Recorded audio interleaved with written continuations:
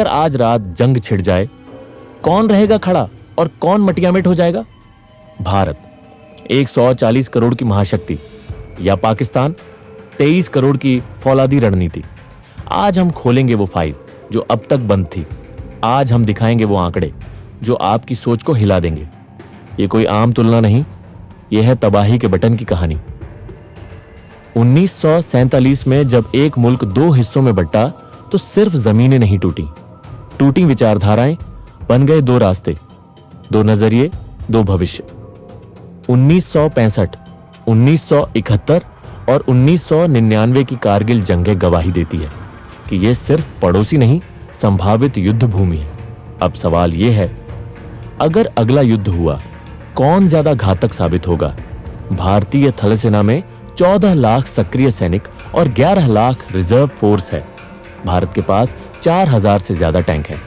T-90 Bhishma रूस के सबसे खतरनाक टैंक का भारतीय रूप और अर्जुन MK-1A भारत में बना स्वदेशी सुपर टैंक इस ताकत का हिस्सा है। भारत के पास 10,000 से अधिक तोपें और रॉकेट सिस्टम है, जिनमें K9 वज्र और पिनाका मल्टी बैरल लॉन्चर जैसे आधुनिक हथियार शामिल हैं। वहीं पाकिस्तान के पास 6 लाख सक्रिय और 5 लाख रिजर्व सैनिक हैं। टैंकों की संख्या लगभग 2700 है, जिनमें अल खालिद चीन और पाकिस्तान का संयुक्त निर्माण और T-80UD यूक्रेन से मंगवाया गया टैंक शामिल है।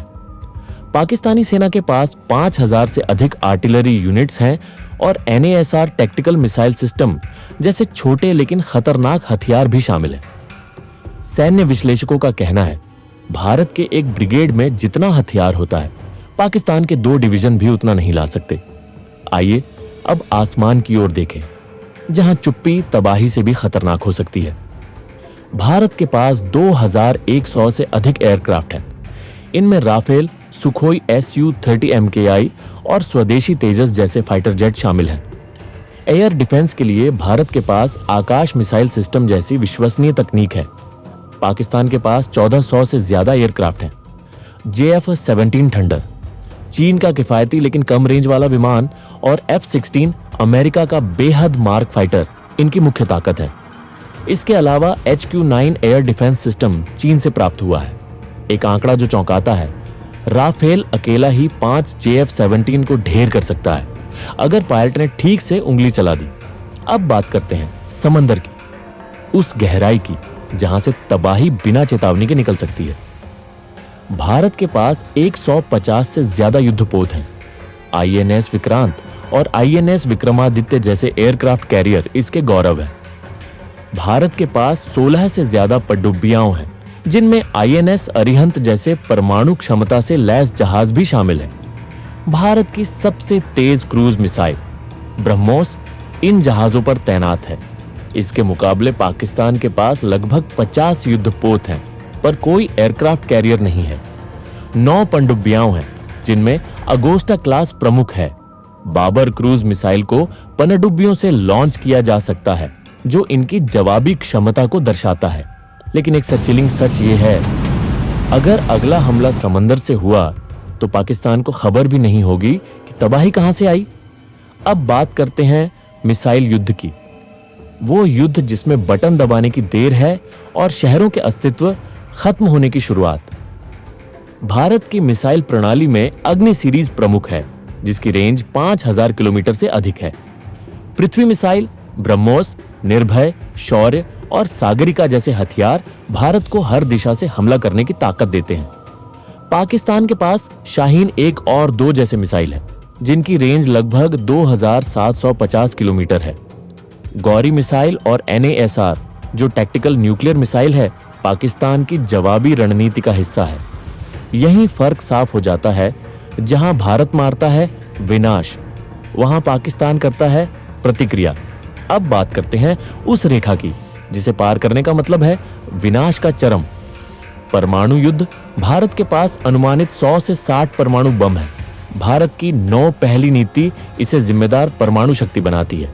भारत थल, नभ और जल तीनों रास्तों से परमाणु हमला कर सकता है, जिसे ट्राइड कैपेबिलिटी कहा जाता है। पाकिस्तान के पास भी अनुमानित से 165 परमाणु बम है, लेकिन उसकी फर्स्ट यूज नीति अस्पष्ट है। जिससे स्थिति और संवेदनशील हो जाती है। और यही वो जगह है जहां इंसानियत की सबसे बड़ी कीमत चुकाई जा सकती है। एक गलत बटन और दिल्ली से कराची तक हर शहर सिर्फ धुआं होगा। अब नजर डालते हैं टेक्नोलॉजी पर। कौन कितना आत्मनिर्भर है? भारत के पास डीआरडीओ, एचआईएल और आईएसआरओ जैसे संगठन हैं जो उसे स्वदेशी हथियार निर्माण में सक्षम बनाते हैं। तेजस, अग्नि, आकाश, अस्त्र, धनुष जैसी मिसाइलें और हथियार मेक इन इंडिया का नतीजा है। वहीं पाकिस्तान की सैन्य शक्ति चीन और अमेरिका पर भारी निर्भर है। कुछ परियोजनाएं संयुक्त हैं जैसे JF-17, परंतु स्वदेशीकरण की दर कम है। अब बात करें अर्थव्यवस्था की तो फर्क और साफ हो जाता है। भारत का रक्षा बजट 2024 में $76 अरब है, यानी हर दिन लगभग $200 मिलियन सिर्फ सुरक्षा पर खर्च होता है। इसके मुकाबले पाकिस्तान का रक्षा बजट सिर्फ $10 अरब है, और वह भी IMF कर्ज और आर्थिक संकटों के बीच। सच ये है, भारत के एक महीने का रक्षा खर्च पाकिस्तान के पूरे साल के बराबर है। अब अंत में वही सबसे बड़ा सवाल, दोनों देशों के पास तबाही की ताकत है। सवाल ये नहीं कि कौन जीतेगा, सवाल ये है कि क्या कोई बचेगा।